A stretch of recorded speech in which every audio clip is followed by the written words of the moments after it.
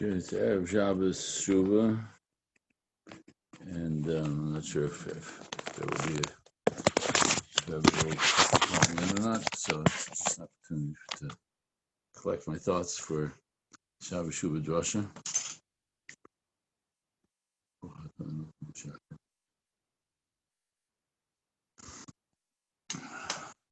And since Shabbos Shuva Drasha can't be recorded, I might as well just prepare it now.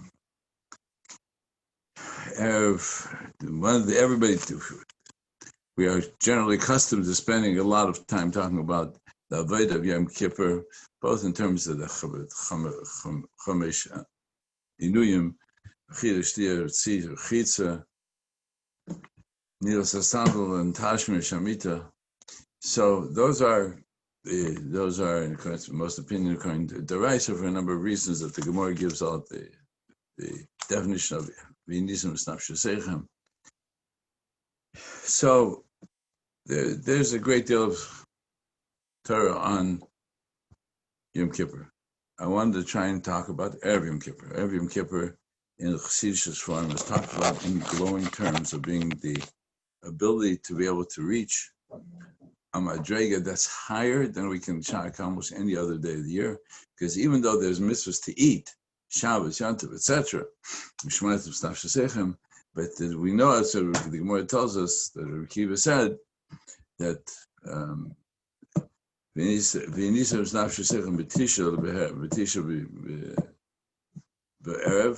that kol oichel b'tisha v'masana v'asir v'tishrei is keilu hisana beis yomim.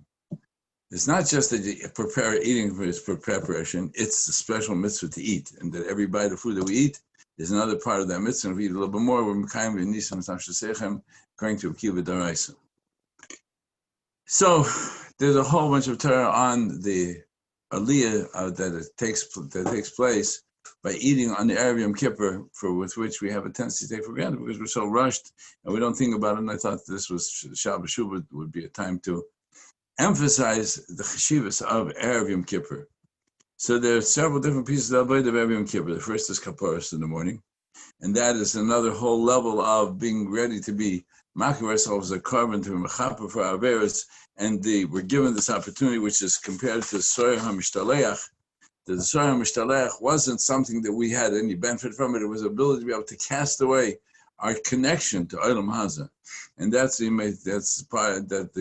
whole lashon is brought down. The entire expression is about the Chaim Vital writes that the entire expression he brings from Kisveri that maybe came before that we got to Tzras, that the tefillos of that are accompanying the kaparos are the hisaros to tshuva, and therefore the purpose of kaparos is to wake up our hearts and make us soften our hearts, so we become more and more ready to do tshuva. And tshuva is definitely part of Erev Yom Kippur, because you see we do vidui and mincha on Erev Yom Kippur. At mincha we say vidui. So you see that we're going through the tshuva because we want to make sure that we come into the Suda clean of averis, that we chas v'shalom nothing should happen to interfere at the Suda that would interfere with our ability to be able to come into Yom Kippur. Excuse me.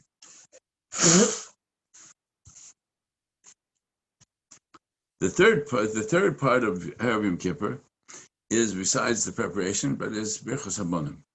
I want to spend a little bit of time talking about Birchas Habonim. I was doing some research and listening. And Birchas Habonim is visual. It says that it's a minhag in some kehillos to give Birchas Habonim every Shabbos, and some places it seems like they even give Birchas Habonim before every Suda on Shabbos. But nevertheless, for most of the olam of Ashkenaz, Poland, etc., the Birchas Habonim was Erev Yom Kippur, special for Erev Yom Kippur. And one thing I thought about it, that what makes it so powerful of an event in our lives, and our experience, both us and the time mishpacha, the experience of Birchas Habonim is extremely touching. It's very deep. The tefillos that parents have for children on Erev Yom Kippur, what are those tefillos? So there's a famous word brought down in Magid Vav Yacha from the Magid Mezrich, and it's repeated often. A very profound word. The Magid Mezrich asks. He says that we know that we're told in Sept 23rd that on Yom Kippur the Kohen Gadol would pull aside the perches so that Klal Yisrael could see the Aron HaKodesh. And that if they saw that the Kruvim on the Aron Kodesh were facing each other, they were Mesamech of a sign that their tefillos were in the skabel. And the Gemara says if the Kruvim were facing away from each other, Klal Yisrael were atzevin. They were sad because it means that Hashem had not yet accepted their tshuva, accepted their tefillos. He says, but when they came into the Beis Hamikdash, presumably the first Beis Hamikdash, maybe even the second Beis Hamikdash, where they had not Shlomo Melch's Kruvim, but they had Kruvim. The Kruvim were wrapped in each other's arms, facing each other, but chibuk of love. And so the famous kasha is, Zman Churban to hear the guy, the Umm are destroying that which is so dear to us. And so obviously that we're not doing Eis and Shemokim. Otherwise, the Beis Hamikdash wouldn't be being destroyed. So at that moment, why are the Kruvim embraced with each other? So the Magid Mezrich answers, Chayav Adam Lifkoides Ishtay Koidem She'etzel Derech. This was mitzvah derais. It's called Oina. A mitzvah Oina that the man has to remember his wife before he leaves on a trip, leaves the house. And therefore, that was the moment when HaKadosh Baruch Hu is saying goodbye to Klal Yisrael. So that moment of the chiyuv of Oina, of that closeness, the closeness between a husband and a wife, was the closeness between HaKadosh Baruch Hu at the last moment before he leaves. It's very deep, very touching word. But I borrowed that thought, and I said that really it helps us understand another piece of Gemara in Masechet Shuma, which says that the Kohen Gadol, why were they mafresh the Kohen Gadol 7 days before Yom Kippur? It says because maybe he will be with his wife and she'll be tamei, and therefore he'll come into be there. He'll have tumas nida. So the Gemara says, are we talking about Rishon? There's not going to be with his wife in nida. It says maybe we have suffix nida. There's one suffix with which is the same concept of Chayav Adam Lifkodesh Ishtay She'etzel Derech. So the Gemara says in brought down halacha, afilu samach lebesta, even it's within the 12 or 24 hours close to her best, to her cycle. Because the mitzvah of Aina, because the wife is starting to yearn for the fact that her husband is going to be away for a long time, so therefore she is bereft, and therefore yearning to be close to him. So therefore it's a mitzvah lifkodesh ishtay. Some say, but in Allah maybe she could do it bidvarim, we should do it with words, but nevertheless, he has to remember that he's saying goodbye, even some of the besta. I was bad if she's not telling me. So the Kohen Gadol is about to leave his house 7 days before Yom Kippur. And what happens if that's Samach Levesta? And she's yearning to be with him. So they have to separate him 7 days. So he should not overstep that boundary and enter into a suffix tumah. But it also tells us that Yom Kippur is for the Kohen Gadol an it's a great trip. He's taking a trip. He may not return. As we know, throughout the second Beis Hamikdash, the Kohen Gadol was very often had to be dragged out by a rope from the Kodesh HaKadoshim. Because once he said the Shem Hashem, Shem HaForsh, it wasn't Roy Saporch and Shmosai. And is there any greater Yotzei L'derech than that possibility that the Kohen Gadol will not return home? And therefore, when he's saying goodbye to his wife 7 days before Yom Kippur, he's saying goodbye. He may not come back. And the sensitivity of those moments would attempt even to enter into suffix tumah, and therefore they were mafresh 7 days before, so they should be completely out of any suffix.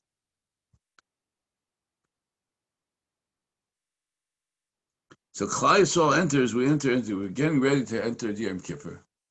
And we're caught up in it, we're getting touched by this great closeness that we have in our closeness to HaKadosh Baruch Hu. And we're standing in front of us, Sefer Chaim HaMesim HaPsuchim Lefanov. We know that the book, that the determination of life and death for this next year are open before HaKadosh Baruch Hu, and we're Mispal Hashem give us Kosacheinu L'chaim.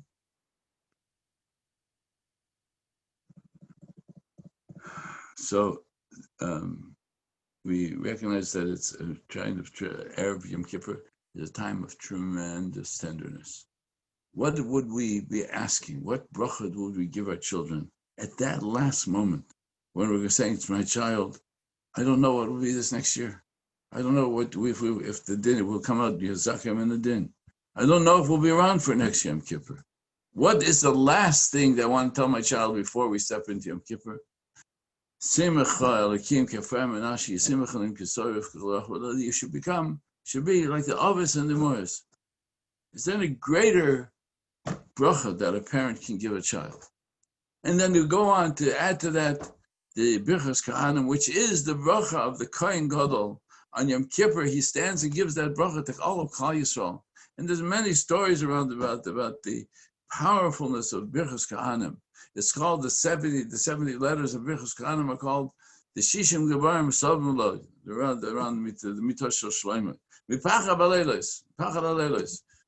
The 70 letters of Birchas Kahanim is a tremendous shmir. Yivach Hashem b'yishmeracham.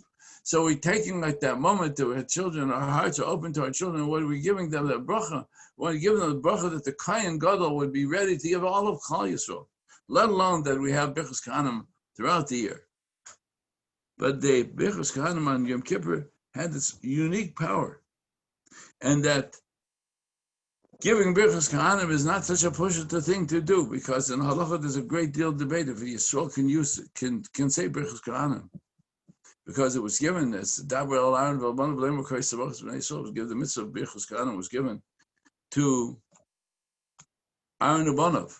So there's a story that the Vilna Gaon was invited to the chasana, and he came to the chasana. He put his hand on the chassan's head and gave him Birchas Kahanim. So they asked him, "You're not a kohen. How is it that you give a Birchas Kahanim at a chuppah, not the zman and duchrin?" So he said, "I only used one hand. I didn't use both hands." So that's not real Birchas Kahanim. So it's on one hand. But that's so said that the awareness that Birchas Kahanim is not such a push of the thing in halacha to do. And yet the minhag in Klal Yisrael, both for those who have the minhag throughout every Shabbos, but uniquely on every Yom Kippur, is a bracha of intense kedusha. The kedusha, we say, we're ready. We're going to be malachim. We're going to be like Kohanim Gedolim. We're going to step into wearing only big day lavan, the garments that the Kohen Gadol wore to the Kodesh HaKadoshim, big day lavan. So on Yom Kippur, we're all like Kohanim Gedolim. We're going in completely with big day lavan.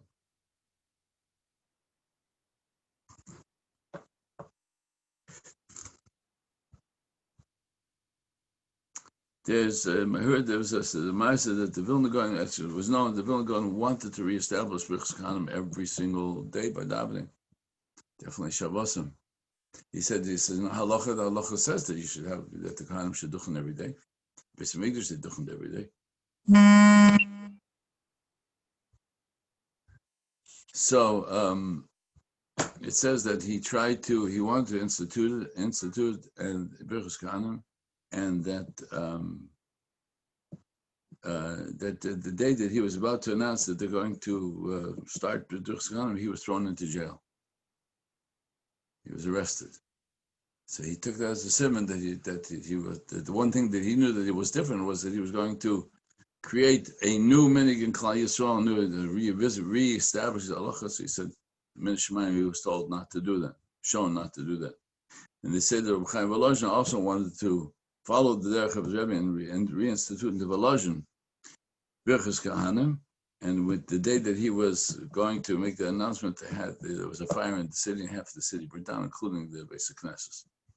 So he took it again. He was mizbeinen that the only thing that could have caused that would be to change a minhag Yisrael, and therefore He realized they were in Yonim, that they were beyond his comprehension for why the Min Shemayah they would stop Birchas Kahanim every day.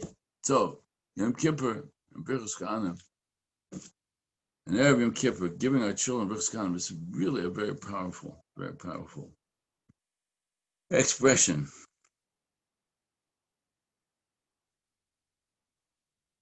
Birchas Kahanim therefore gives us as parents the moment in which we use to understand that there's Shemus HaKadoshim, part of it there in the Yerotzain after Birchas Kahanim that we say on Yontif. There's it's lists the Shemus that are hidden within the Shemus HaKadoshim of Birchas Kahanim, and then it's built into the Tefillah. The Ksainis Pasim of Yosef. These are all parts of using the shame in a narrative form. That the Birchas Kahanim contains with it the ability to give unending, unconditional bracha to Klal Yisrael.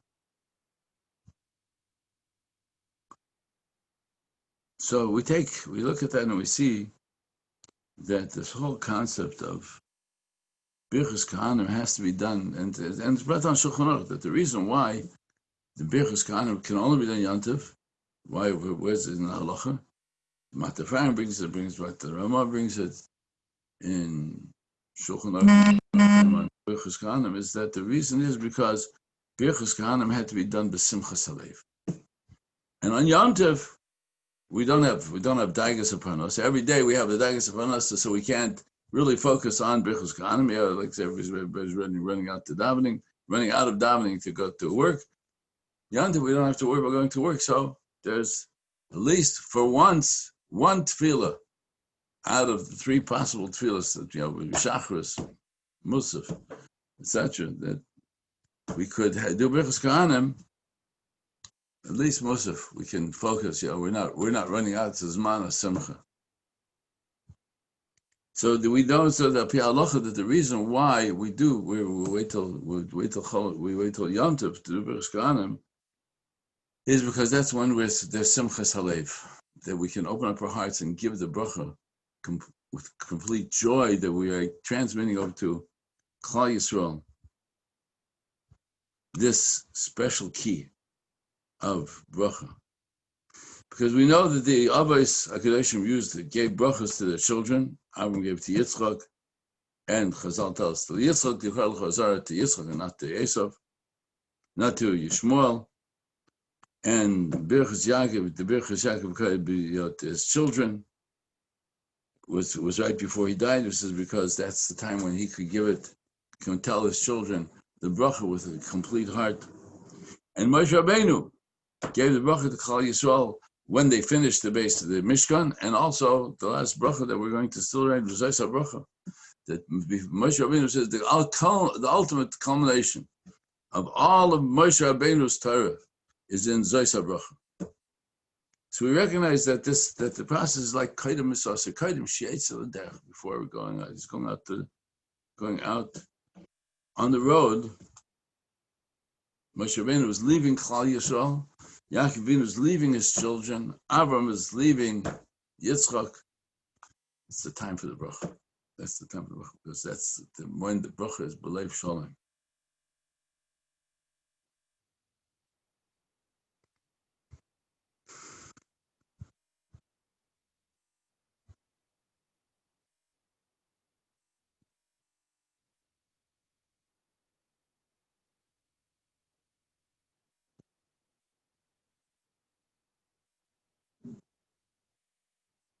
So what are we asking for on Yom Kippur when we turn to HaKadosh Baruch Hu and say, Rebbeinu Shalom accepts us, give us the bracha of Chaim for this year. We turn to HaKadosh Baruch Hu and say, Avinu Malkeinu, you're our Father. And as we talked about the stories, that the pouring out of our tefillos on Yom Kippur is Avinu Malkeinu Chaninu V'Aneinu Asei Imanu Tzedakah V'Chesed V'Shi'enu. Rebbeinu Shalom, open up Sha'ar Shemayim. Because the yearning for Banim to their children is matched by the greater yearning of the Banim. Yois Ramasha Kapasha Egel Ritzalinak Reitza Hapar Lahanik. That Rebbeinu Shalom wants to give more than we even know that we want. And so Birchas Ka'an and Birchas Avos is the prerequisite. It's the format of how we're going to daven on Yom Kippur. How we're going to daven? We're going to daven like a father gives a bracha to a child. The child is close to the parent with enormous closeness. The child says, the children said, Tata, Mama, forgive me for anything I've done this year. We tell the Hashem, you're our Inza Tata, you're our father. Forgive us for anything we've done this year. Because, we did it out of foolishness. We did it out of our immaturity. We did it out of our not being aware that you are so close to us all the time.